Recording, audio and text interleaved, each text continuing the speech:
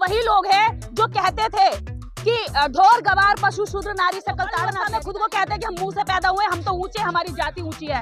तो जो लोग जन्म के आधार पर खुद को ऊंचा बताते हैं, आज उन लोगों को कर्म के आधार पर आज चपरासी की भी नौकरी करनी पड़ रही है। जो बाबूजी बाबूजी पांव लोगों का हमेशा सम्मान और घमंड जीते थे, आज वो चपरासी की भी नौकरी कर रहे हैं। आज दलित का बेटा आईएएस बन रहा है, आज अनुसूचित जनजाति का बेटा जो है आईपीएस बन रहा है और प्रधानमंत्री बन रहा है। ये संविधान की ताकत है। ये मनु बचाओ के नारे ने, उन्नाव का कांड आपने देखा होगा, हाथरस वाला मनीषा वाल्मीकि का केस आपने देखा होगा। और इस देश के अंदर हर तीसरे घंटे पे कम से कम 10 रेप की घटना इस देश के अंदर होती रहती है। कहां से आता है ये रेप रेट? जब बेटी पढ़ाओ बेटी बचाओ का मामला आप चला रहे, इस नारे को लेकर के आपने हर जगह आपने कह दिया कि हर वाहन पर ये लिखना चाहिए। तो आप ये बताइए फिर मणिपुर में नग्न करके बेटियों की परेड क्यों निकाली गई?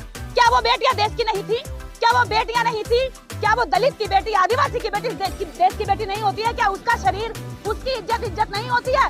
तो ये बेटी पढ़ाओ बेटी बचाओ जैसा नारा बीजेपी की नेत्रियों के लिए है, जो संसद में चुटकुले मारती है, जो संसद में दांत फाड़ती है, जिनको मुद्दों में आज आप यहाँ देखेंगे। अगर आप लोगों से बात कहते हैं कि हम कास्टिज्म नहीं है भारत में, यहाँ जज तक की नियुक्ति कास्ट देख के होती है, यहाँ थाने में एफआईआर कास्ट देखकर होती है, यहाँ शादियां कास्ट देखकर होती हैं, यहाँ किराए पे मकान देने से पहले जाति पूछी जाती है, कौन जात के हो भाई, यहाँ पानी पिलाने से पहले जात पूछी जाती है। और इस भारत के अंदर आज संविधान दिवस मनाने के लिए भी आप देखेंगे कि स्पेशल जात के लोग यहाँ पर हैं। कहाँ गए बाकी जातियों के लोग? क्या इस भारत के अंदर वो नागरिक नहीं है? क्या भारतीय संविधान उन्हें जीवन की सुरक्षा नहीं देता? क्या उन्हें समानता का अधिकार नहीं देता? क्या उन्हें व्यापार का अधिकार नहीं देता? या राइट टू स्पीच नहीं देता, एक्सप्रेशन नहीं देता? सबको देता है, लेकिन वफादारी इस देश के अंदर कुछ जागरूक कौमों ने निभाई है।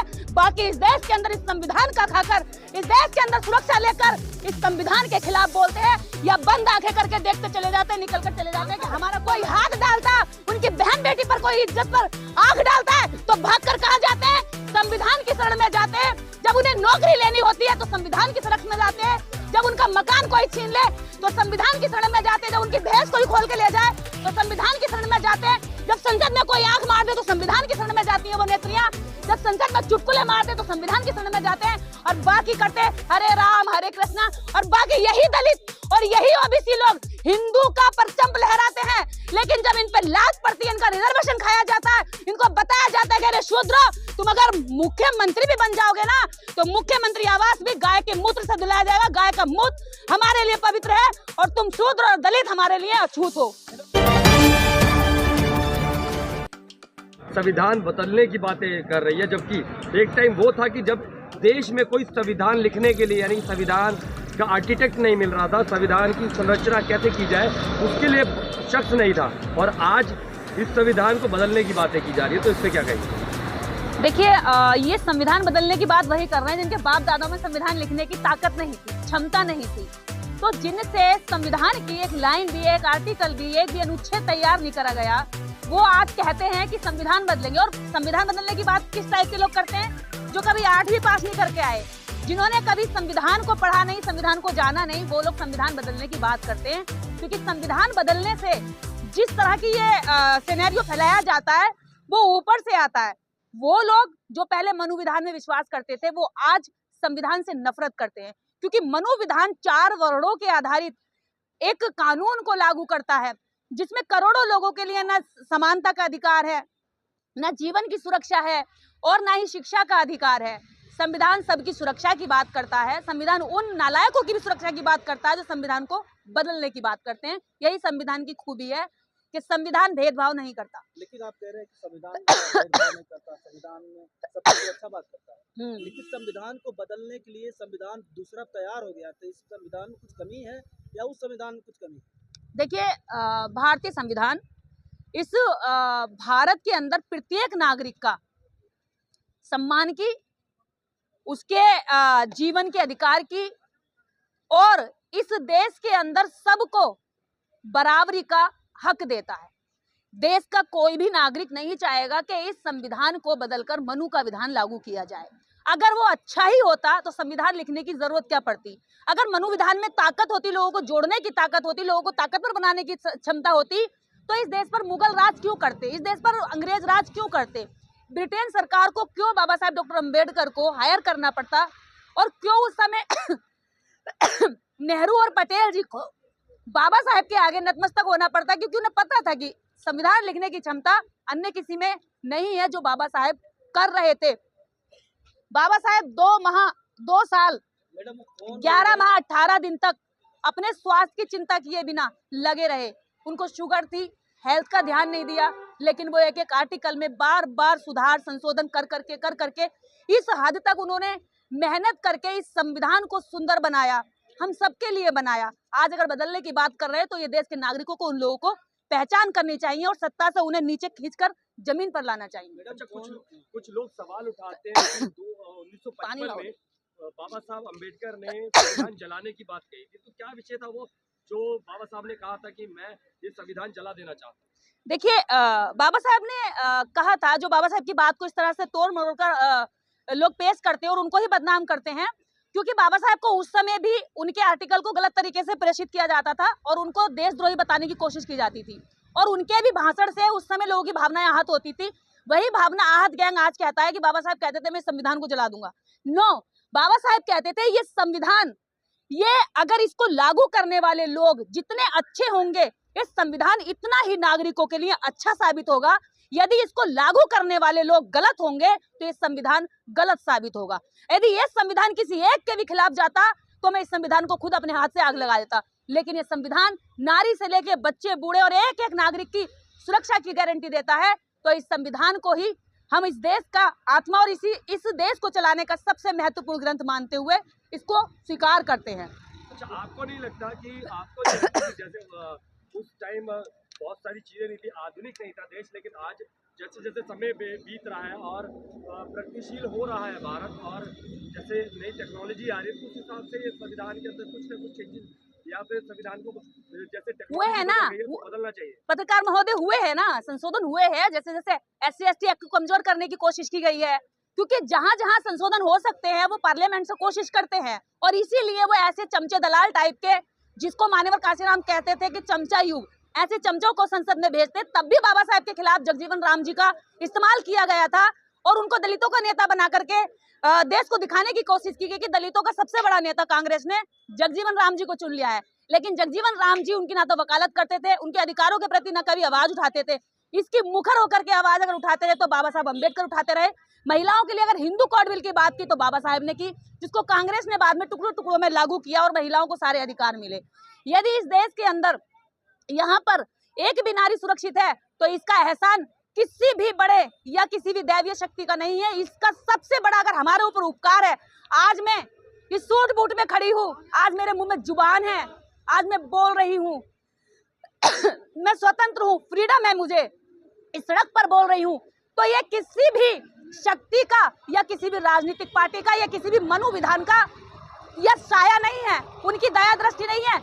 ये बाबा साहब डॉक्टर अंबेडकर की ताकत और उनके संविधान का दिया हुआ बल है मुझे कि आज मैं बोल रही हूँ। और बाबा साहब डॉक्टर अंबेडकर इस देश के नहीं, इस दुनिया के लिए सिंबल ऑफ नॉलेज का खिताब उनको मिल चुका है। लेकिन भारत के लोग हमेशा से ज्ञान की उपेक्षा करते हैं, क्योंकि भारत में मूर्खों की जो संख्या है, जो उपज है, बहुत आसानी से हो जाती है, क्योंकि उनकी खुद की बुद्धि से वो काम लेना ज्यादा मुश्किल समझते हैं और जो मीडिया है और जो फिल्म है उससे चलाए गए प्रोपेगेंडा को ज्यादा आसान समझते हैं। उन्हें लगता है कि इसी पे चल पड़ो, क्योंकि जिधर भीड़ चल रही है उधर चलना उनको इजी लगता है, टांगे चलानी है, क्योंकि खुद से चलेंगे तो हमें ब्रेन चलाना पड़ेगा।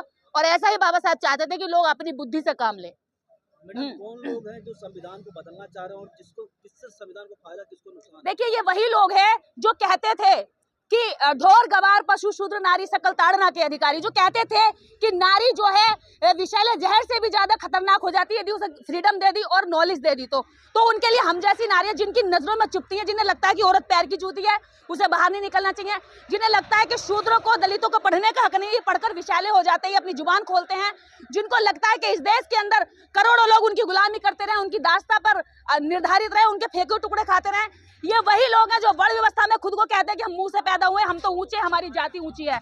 तो जो लोग जन्म के आधार पर खुद को ऊंचा बताते हैं, आज उन लोगों को कर्म के आधार पर आज चपरासी की भी नौकरी करनी पड़ रही है। जो बाबूजी पांव लोगों का हमेशा सम्मान और घमंड जीते थे, आज वो चपरासी की भी नौकरी कर रहे हैं। आज दलित का बेटा IAS बन रहा है, आज अनुसूचित जनजाति का बेटा जो है IPS बन रहा है और प्रधानमंत्री बन रहा है। ये संविधान की ताकत है, ये मनोविधान की नहीं। आप जिन लोगों पर आरोप लगा रही हैं, उनके जो प्रधान है, जो उनका संचालन कर रहे हैं, वो नारी बेटी बचाओ बेटी पढ़ाओ का नारा देते हैं और महिला शक्तिकरण का नारा देते हो और आप ऐसे देखिए, संगीन आरोप लगा रही बेटी बेटी पढ़ाओ बेटी बचाओ जैसे नारे देने से सुरक्षा नहीं होती है। इसी बेटी पढ़ाओ बेटी बचाओ के नारे ने उन्नाव का कांड आपने देखा होगा, हाथरस वाला मनीषा वाल्मीकि का केस आपने देखा होगा, और इस देश के अंदर हर तीसरे घंटे पे कम से कम 10 रेप की घटना इस देश के अंदर होती रहती है। कहां से आता है ये रेप रेट?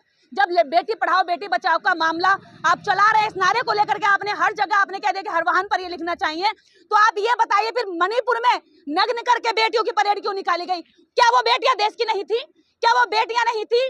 क्या वो दलित की बेटी, आदिवासी की बेटी देश की बेटी नहीं होती है? क्या उसका शरीर, उसकी इज्जत नहीं होती है?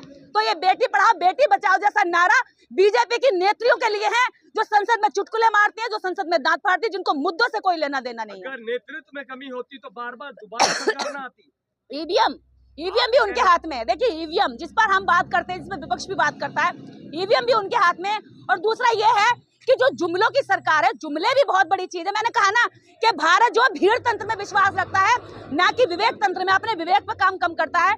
लेकिन कहते हैं ना कि कांट की हांडी कितनी बार चढ़ सकती है? एक बार, 2 बार, और अब की बार हो सकता है। नहीं लग रहा कि आप ईवीएम को दोष दे रहे हैं? विपक्षी दल भी जब हार जाते हैं तभी ईवीएम की बातें करते हैं। देखिए, मैं ना तो कोई चुनाव लड़ने वाली हूँ, ना मैंने चुनाव लड़ा है।